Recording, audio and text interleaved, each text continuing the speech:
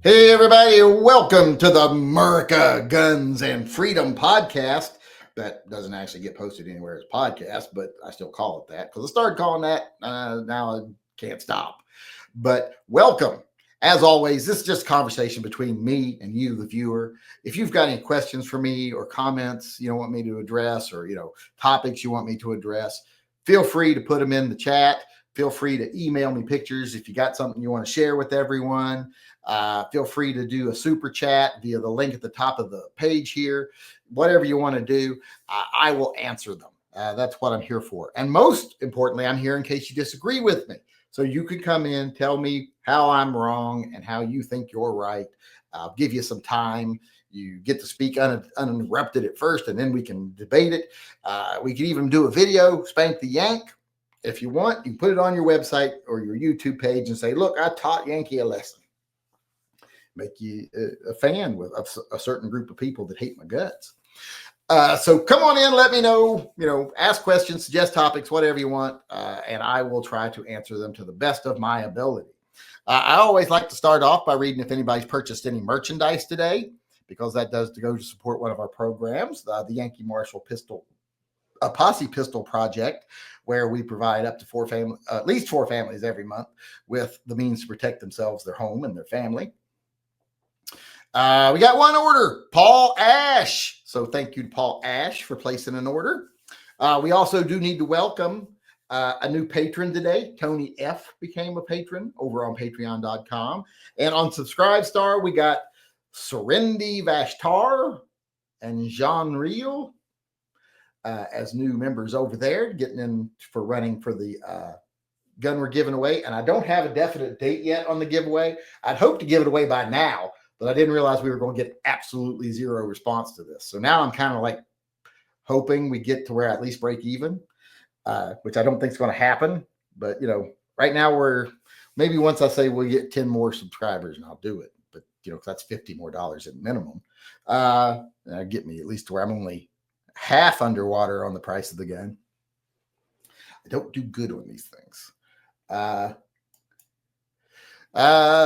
not good at promotions. I don't know. It's a good thing I don't work in advertising, because every business I work for would go under. Because I'd be like, here's what you do. You give away free products, and then people will become loyal and help. And then nobody would, and they'd go out of business. But all right, let's get started on the comments. I don't think we got anything coming over here. Let's get over here to the emails and see if, or the comments, and see if there's anything coming in. What is today? Today's the 11th. We got Dale Rickety weighing in, and Dale Rickety said, I got nothing. Always hard-hitting questions from Dale Rickety. John Bush paid his $2 tithe to Phil and said, Gunsmoke, Matt Dillon, 45 caliber Colt single action Army. Couldn't get the super chat to take the comment. What's up? Well, you got it in now. So even though it won't be in the video, at least we know what your favorite gun is from the movies and TV. Paul Bidenbach chimed in here. Got an entry into the silver bullet drawing and an entry towards the giving away the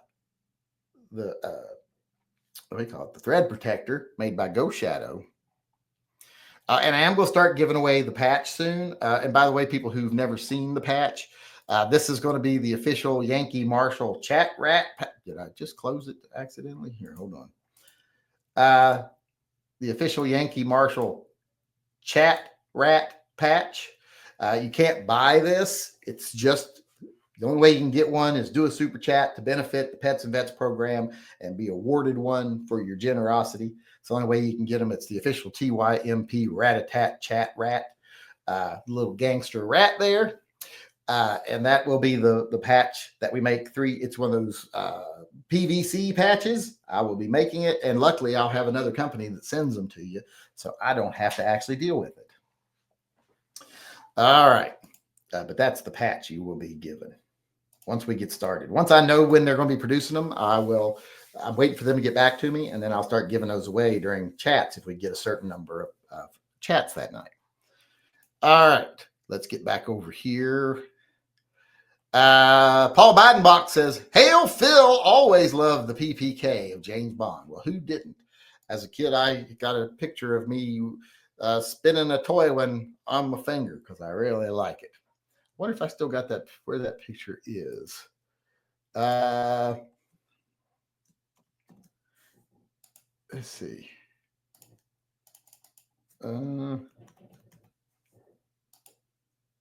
I thought I had that somewhere. I don't remember what I called it.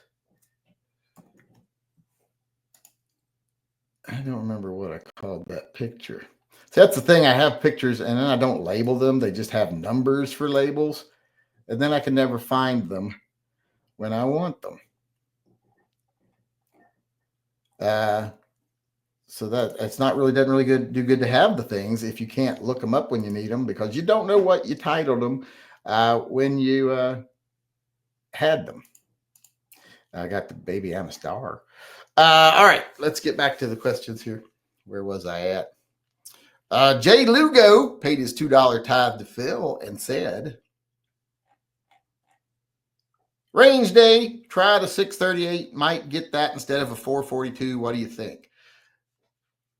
I'd get the 432, to be honest. 638 is cool. I mean, very cool. I like the setup, but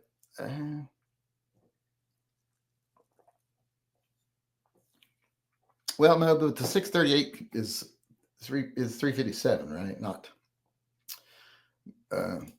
So yeah.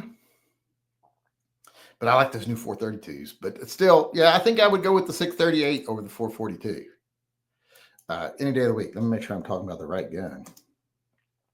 So I'm not talking about the lightweight, not knowing it and telling you something stupid. The 638 is, yeah, that's the 38 special version. That's the lightweight version. There is one like that is all metal. I've had it. But yeah, I think I'd go with a 432 over either of those two. But if it was between the 442 and the 638, I like that enclosed hammer, but it's still thumbable. You know, it's like got rails around it, kind of. But I'd rather have the 32 H&R Magnum. And plus the sights are part of the barrel. And so if you're not worried about the sights, though, 638 is fine. Let me make sure that's everything. I think that was all of the super chats. Nope, we got one here. Chris Snyder's paying his $2 tithe to Phil. And he said, "What gun did John Wayne have?" Well, John Wayne had lots of guns. It depends on the movie. He didn't always have the same gun. He wasn't particularly, associated with a certain gun or anything. Not that I know of. I mean, I remember seeing him with, of course, there's lots of times he carried Colt single action armies and Webleys and, stuff like that. But I don't remember him being associated with any one particular gun. You'd have to say like, oh, the gun John Wayne carried in this movie or the one he carried in that movie, because I don't really think he himself as a character is really like Han Solo is tied to his blaster. The rifleman is, his Winchester. Steve McQueen, his mare's leg. Those people are tied to a specific firearm. I don't think John Wayne was ever particularly tied to any firearm. Anybody feel free to let me know different if it's different, but I'm just talking from my own personal remembrance, which I don't know if that's really the way you say that. Thomas Inon says Smith & Wesson 629 3-inch versus Colt Anaconda 425 recoil comparison. To be honest, I don't think you're really going to notice much difference in recoil. The 3-inch Smith is, of course, going to be lighter, but is it enough difference to make a real difference in felt recoil? I don't think it would make much of a measurable difference in your hand. I think it would come down more to what grips you had on each gun. I think that would become more important factor in either of these, because I think you could make either one of them more or less comfortable to shoot based on your grip choice. Because considering if you take the same ammo, if you're firing the same ammo in both guns, I think the difference of felt recoil will be negligible just based on the ammo.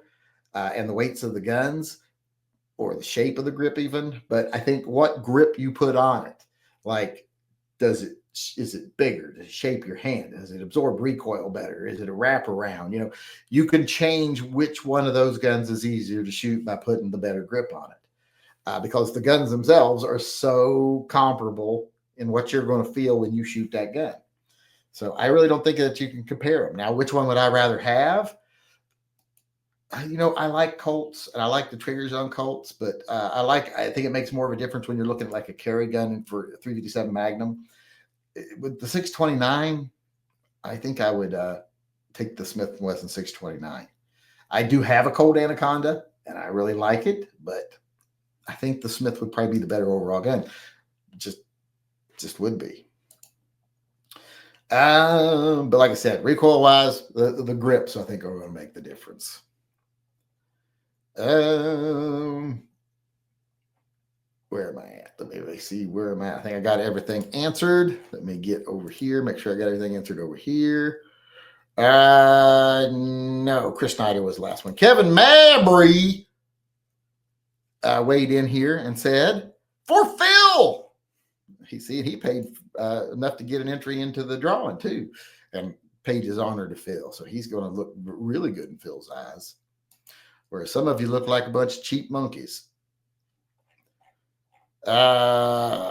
Christian Carlson chimed in and says, how does one wash a knife without stabbing everyone? Wash a knife without stabbing everyone in the house. Well, I'm not an expert on any of this, but I will say that if you are actually stabbing everybody while you're cleaning your knife, you're probably doing something really wrong. It's like saying how you clean a gun without shooting up the neighborhood.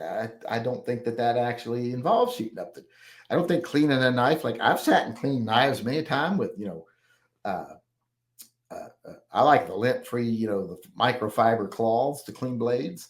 Only thing I ever worry about is like when you're cleaning a knife that you're going to slice your own finger. And I've done it.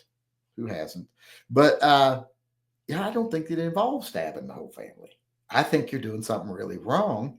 And if it happens, if you got arrested and told the police, hey, well, I was cleaning my knife and it accidentally stabbed my entire family, I'm going to be skeptical of your claims.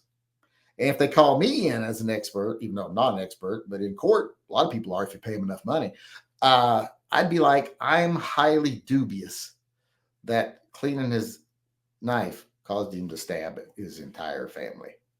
Even if they were all standing in a row and you had like a katana and got all of them at one, I don't think cleaning your knife would make that. Yeah, I guess maybe you're polishing the blade and they all walk right up to you immediately in a straight line right next to each other. They jump out, kind of scare you, and you're shunk. I guess it's possible, but I think it's a dubious claim. That was Kevin Mabry.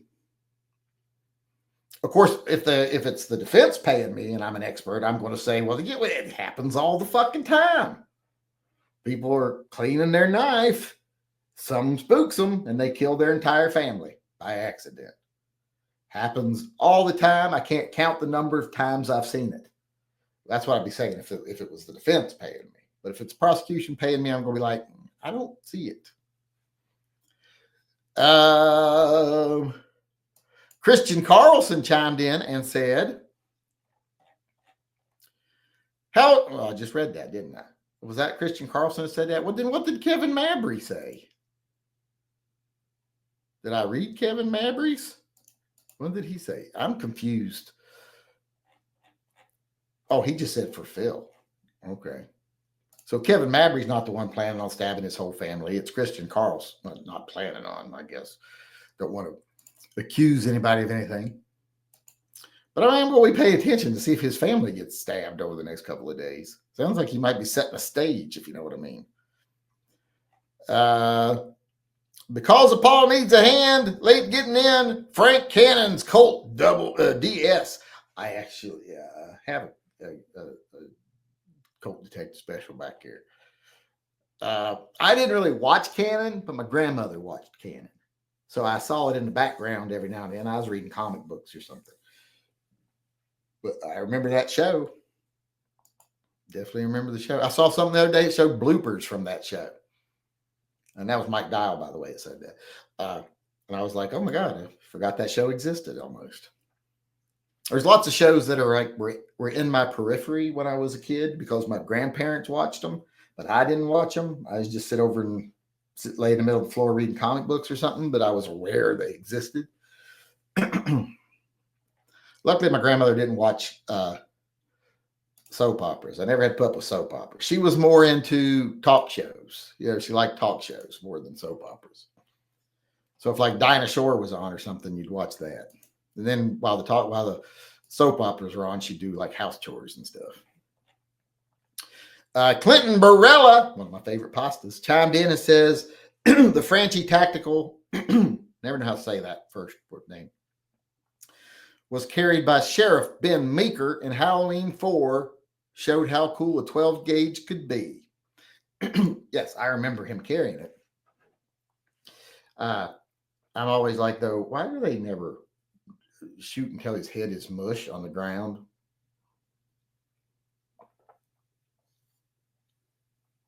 How many times you got to shoot him and then get back up and attack people? First time you put him down, no, it's only temporary. So first I'm going to shoot his head 3 more times till it's nothing but mush splattered on the pavement. So if he does stand up and come after us, he ain't going to be able to see us. And then I might, if I have some shells left over, I might just shoot off his hands. And then if he gets up, got no head and hands, well, he's really, if he gets a hold of you, he can still be a threat, but it'd be real hard for him, I think, to get a hold of you. But it seems like nobody in the movies learns that lesson. I don't know why, but they don't. Tattooed Fucker used his 11-month WAP chat to say Seth Gecko Clooney from Dusk Till Dawn asked her Terminator. You know, I only saw that movie recently. I did not see it a long time ago. I just saw it recently, like on Netflix or something. Because it was late at night. I wanted something to watch. It didn't really take a lot of my attention because I was doing something else, probably designing a t-shirt like one of these, like the All 9 Lives Matter. If you want one, go get one from my website. Help support the channel.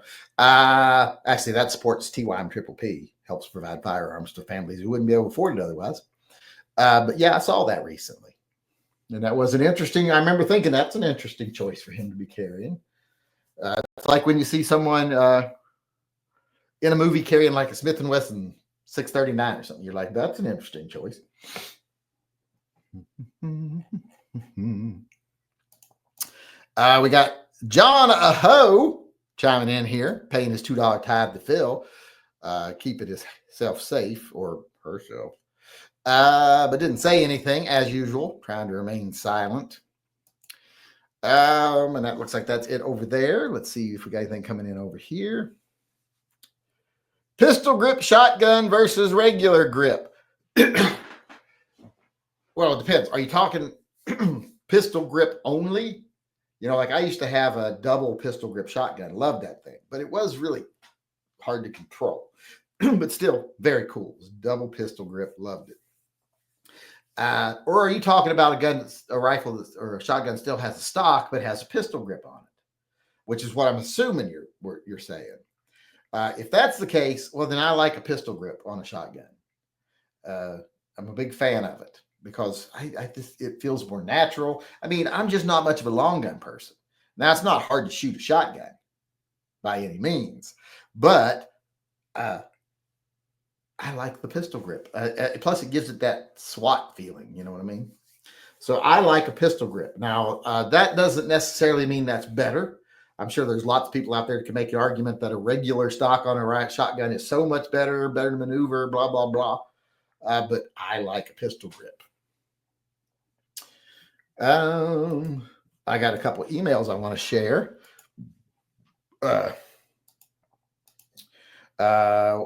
Oops, that's not the right button. This is the right button.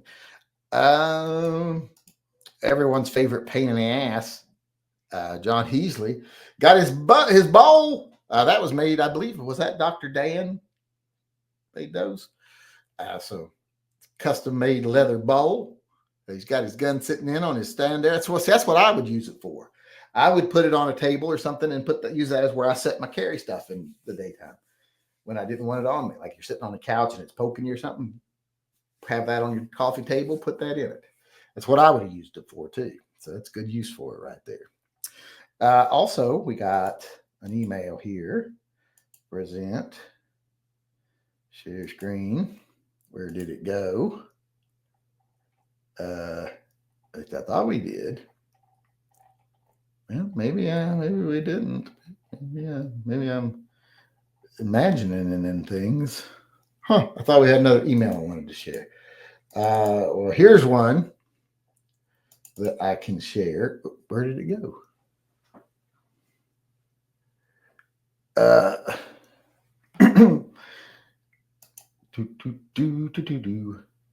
Where is here it is. This comes from X Adam 1, who says, "What gun is this?" Well, I'm not great with the names of these military style rifles, but if I'm not mistaken, this isn't even actually a rifle. It's like a grenade launcher, not actually a grenade, like a canister gun. We used to call them mob guns back in the day. They were, what you would use to shoot canisters into mobs and stuff like that. Grenade things, stuff like that. I don't know the actual name of it, but if you go to IDMI, let's see, let's actually try to do it here real quick. While we're let me go to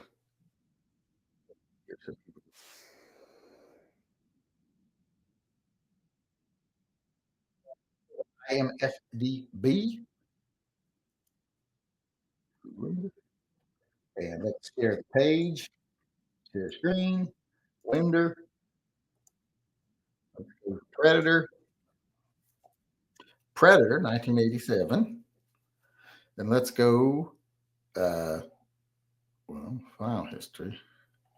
Why does it not have? Oh, that's the poster. I just want the movie. Predator. How do you get to Alien versus Predator? Just Predator. Come on. Shotgun, machine guns, launchers. I bet it's one of these. Do they show Jesse Ventura with one of the launchers? Right there he is. I guess they just call it a launcher. Yeah, there's a picture of it right there. Modified ANM5 pyrotechnic discharger. We call them mob guns. But they give you as much info as you can get here. I like this for that reason. That's one of the things. You see a gun in a movie and you can't really get a good view of it. You don't know what it is. Come over here, you might be able to find it. And I'm not being paid to promote them or anything. I just use them a lot. I don't get paid by anybody to promote anything. I wish I did. But I don't. Because nobody wants me. All right, let's get back to the chat. See if there's any questions coming in. All right. We got Jeffrey Vaughn paying his $2 tithe to Phil, and he said, "Anonymous, please do not announce." All right, I won't. That's not how that works, by the way. John Wick guns. I'm surprised no one said John Wick's gun. Because there were some very nice guns in John Wick. I haven't seen the movie, but I've seen the guns that were in it, and I almost actually bought one of the guns modified to look like a John Wick gun, even though I hadn't seen the movie. I like Keanu Reeves a lot, and I like the premise of the movie, but I knew up front that they kill his dogs at the beginning, and I couldn't watch it. I don't want to watch them kill the dogs. I was watching a new zombie TV show last night, a new series that I was like, oh, this is interesting. It's got a different take on the zombies. It's building some characters. And then in the first episode, one of the zombies, and it's kind of a zombie comedy, one of the zombies brutally savages a dog. And I was like, okay, episode 1's as far as we're getting on this. And I turned it off. And will not watch the rest of it. And I will leave a review saying decided to brutalize a dog in the first episode. Fuck the rest of it. So that's why I haven't seen John Wick either. The UK government doesn't have a problem with us seeing guns. They just make us jump through hoops to own one. But seeing them makes you want one. They don't want you having them. You got to be good subjects, like we are over here now. Look how good we're being. At least certain people are being real good right now. I like 43X from an independent movie. What independent movie? Is that the name of the movie? Independent movie? Oops, excuse me. Some Indian cab driver had it in New Delhi. Well, why did you have to say Indian? Why'd you have to make it racist? It's just descriptive, I guess. But anytime you mention race nowadays, it's racist. Like if I say a white guy, that's really racist. Because everybody knows white guys are the worst. And as a white guy, I will say we earned that reputation. It's not like we did Native Americans, colonialism, It's not like we didn't earn our reputation. We just happen to be the most modern, really shitty people. If you go back in time, it's, some Middle Eastern people, Romans, whatever, the Huns, China, actually Japan, more likely than China. All those people were horrible. The Africans, especially Northern Africa, they were horrible people and they deserved their reputations. But that's been lost to history since we as white people have come in and said, oh, yeah, y'all think you were awful? Hold our beer. Well, you'll see what we do over the next couple 100 years. And we did it. Now, we feel bad about it now. And we know now we probably shouldn't have, but a little late. I didn't do it. You all didn't do it. But our ancestors were pretty shitty. But, the only way you can deal with that is acknowledge it and then not do it ourselves. Like if we say, yes, my great-great-grandfather owned slaves, and that was horrible. And it was horrible to think that way of another human being. And no, don't say it was just the way things were at the time, because at the time, a lot of people fought to say, these are human beings you're treating this way. So morality did exist. A lot of people just didn't want to listen to it because it didn't benefit their own personal beliefs. But what we say is, yes, my great-great-grandfather did that. But you know what? I would never do that. And I would fight anybody who did do that or wanted to do that. And there's the difference right there. I don't have to make up for what they did, but I can feel bad about what they did. I just don't have to make up for it. It's not my job to make up for it.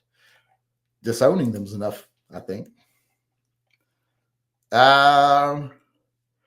43X on sale for $400 new, and LGS says it's a sweet shooter. A lot of people love their 43s. I have never even shot one, I don't think. Or maybe I did, but I never owned one. So, lots of, I don't know what I'm saying or what I'm talking about. Somehow I got unsubscribed and no notifications. I told you everybody I told yesterday, they mass unsubscribed a bunch of people from me, and even more people, they turned off notifications. I got, by the end of the day there, I finished counting at least 30 emails from people saying my notifications were turned off or I was unsubbed. And if 30 people contacted me, the vast majority of people don't even notice they've been unsubbed or had their notifications turned off. And then out of the tiny proportion of people that notice, the vast majority of them aren't going to say anything. So the fact that 30 people contacted me, I can guarantee you it's 100 times that number of people that had their notifications and stuff turned off. So make sure you're still subscribed. You have to actually go to my YouTube page. You have to go to youtube.com/The Yankee Marshal. You have to go to that page and you have to say, turn on notifications from this page or this channel. Because if you just turn on, like you go to your page and you say, turn on notifications, you won't get notifications from my channel because they have manually, what do they call that? Shadow banned me, silenced me. So you won't get that doing it that way. You have to, and I don't know how many times I've told people this, but you have to go manually turn it back on my page. A Justice Department official said she was fired for not restoring Mel Gibson's gun rights. Gibson is a convicted domestic abuser.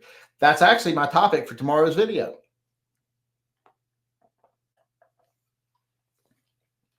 But as a little preview here, I'm all for Mel Gibson getting his rights back.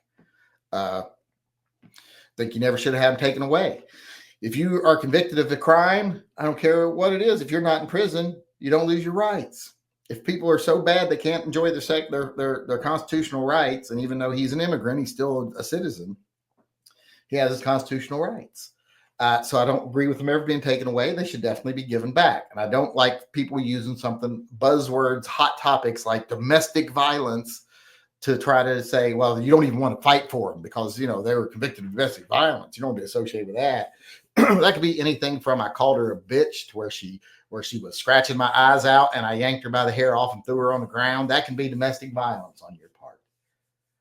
So I'm not cowed by buzzwords and hot topics, so I don't think he ever should have lost his gun rights.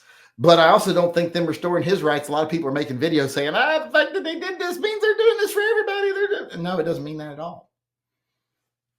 It means they we're trying to restore one rich, famous person's gun rights, probably as a way to keep gun people happy, have them something to talk about without actually having to do anything of any importance.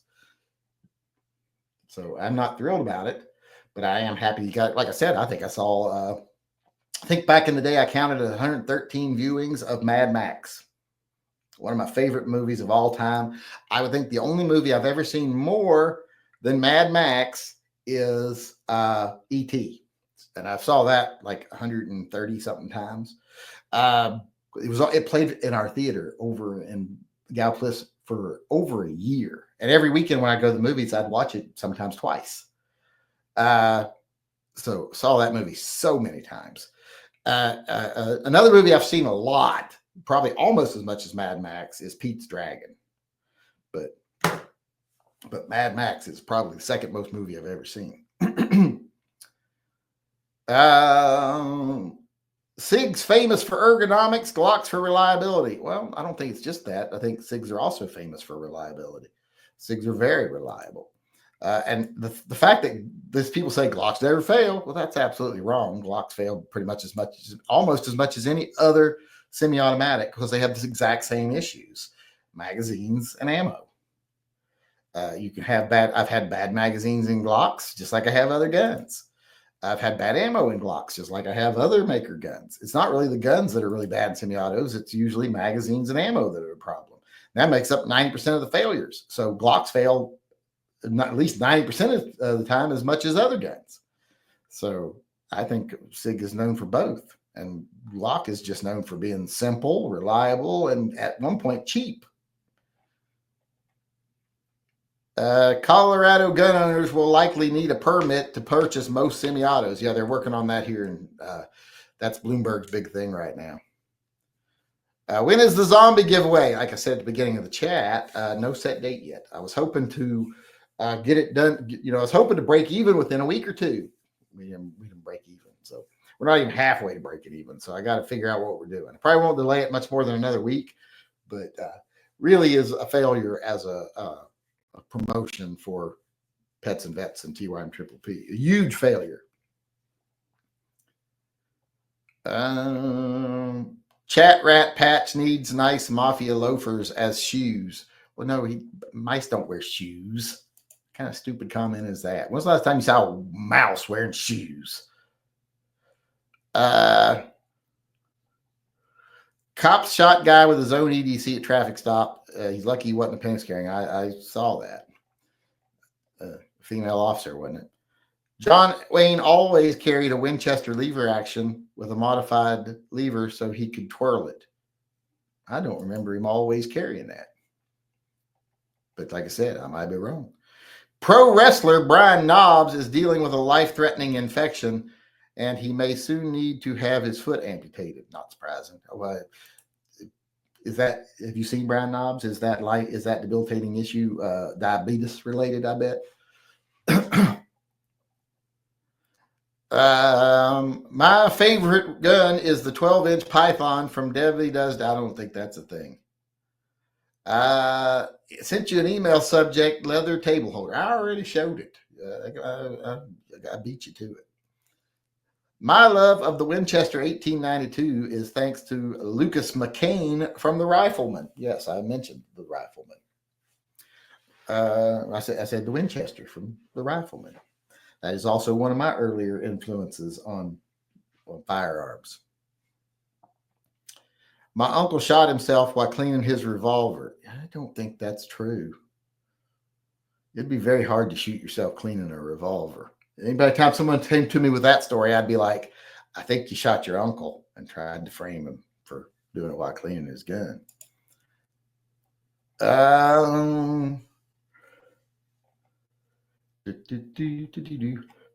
I recently saw a movie called Full Metal Jacket. I saw that. I think the last time I saw Full Metal Jacket was on base at the theater, which I'm like, and it was a base that also had a basic training. So there were basic trainees in there. And I'm like, I don't know if this is a good movie for basic trainees to be watching. I kind of question the thought process here. I read that one already. I almost read it twice. The one that said be anonymous. Christian Carlson chimed in and said, maybe we just let Mel Gibson only own Jewish weapons like IWI. Those are good. I mean, but no, I think he has his Second Amendment rights, period. And like I said, I'm not a Mel Gibson hater. Some people hate Mel Gibson. I mean, he said a lot of bad things in his life and said a lot of hateful things. And I'm like, yeah, but he nowadays says that that's not him anymore. Like he used to make fun of gay people all the time and said a lot of misogynistic stuff, but he's grown since then. I'm like, people are allowed to be better. And you don't get to hold them accountable their whole life for an off-the-cuff comment or something. Like the people that, because Kevin Hart told a mildly homophobic joke back in the day, now can't be famous or anything, or can't host shows, or like that just doesn't make a lot of sense, especially if they've come out and said, yeah, that was a joke I made back in the day. I would never do that now. And I don't think it was a good idea. I think I was young and stupid and, hindsight, then you're like, yeah, we all have some moment like that in our life. Hell, everybody's got that moment that they're laying in bed, they're just about to fall asleep, and they're feeling very comfortable and relaxed, and their brain goes, hey, remember that thing at the time in 1982 where you did or said that really stupid thing? And you go, oh my God, everybody's got that. You can't be held responsible for that for your entire life. What we do? Oh, we're out of time. Why didn't anybody tell me we were out of time? Did we get enough chats today to do the drawing? Let's see. 1, 2, 3, 4, 5, 6, 7, 8. We got 8. That's not enough to do the chat. And I even counted the ones as 2. If I count the ones over here, we do. So let's do one. I'll do it after we sign off here. We'll sign off and then I'll give away another thread protector. So, all right. I want to say thanks to everybody for coming. Thanks for participating. Thanks for keeping the chat going, keeping the conversation, I guess, interesting maybe. But I put all the weight on that on you guys. You're the ones asking the questions. I'm just responding. I'm just the trained monkey. So thanks to everybody that helps out. Thanks to everyone that helps support the Pets and Vets program, Patreon, Subscribe Star, TYMP, Friends program, Voices program. Those things all happen because of you, and I appreciate it. I wish more of you would do it, but it is what it is. But thanks to everybody that does help because it is appreciated. I hope to see y'all again tomorrow. Until then, remember, always carry and stay safe until I see you again.